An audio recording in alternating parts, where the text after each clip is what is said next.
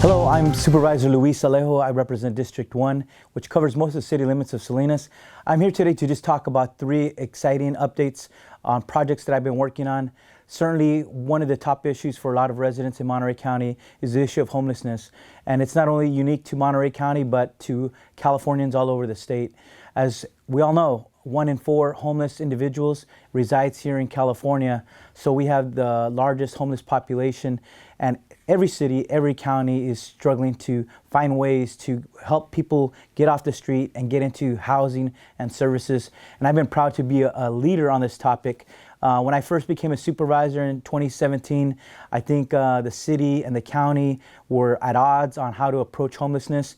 Over my last almost 3 years now, I've worked to build collaborations and good working relationships, better trust, and I think almost 3 years later, we're working together and trying to address this crisis in our community.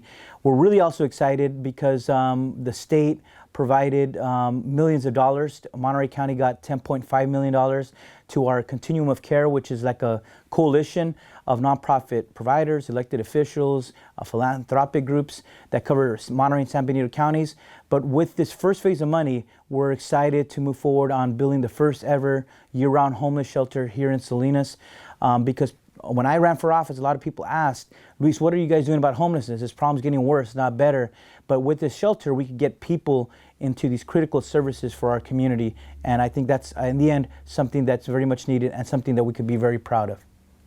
Secondly, I think as a former state assembly member, access to justice was a big priority because my prior job, before ever getting into politics, was being a staff attorney for the Monterey County Superior Court. My job was to provide access to legal services from the court for people who were coming for family, civil, and small claims law, people who couldn't afford an attorney otherwise. But when I became an assembly member, there was a push to get a new courthouse in South County because the King City courthouse closed in 2013. And even though we were facing a recession then and the state didn't have any money, every year I would bring in the Judicial Council to my state legislative office to keep pushing for that Greenfield courthouse. Now the economy has turned around. Now the state is making money available for new courthouse projects. There's a process taking place right now to re-rank over 100 projects all over the state of California.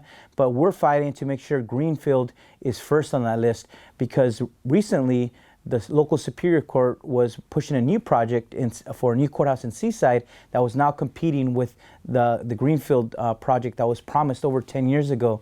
And as an official who used to represent South Monterey County for 6 years, I'm encouraging the court to prioritize Greenfield because they have been struggling for the last 6 years to access the courts in the peninsula, and they deserve to have a court house closer to home so they can access critical court services.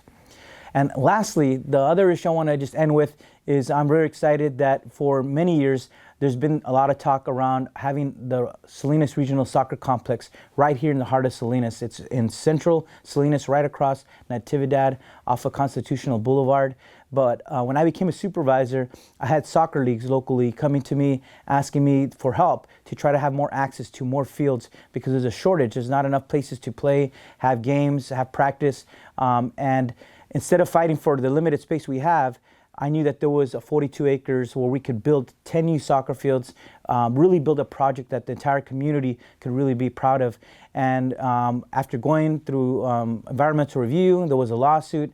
I pushed to make sure the paperwork got in order to create a partnership with the City of Salinas, the Salinas Regional Sports Authority, and now we just got $5 million from the state to get this project off the ground and move the entire project forward. And in the end, this is going to be a great asset for all the families, all the youth of Salinas.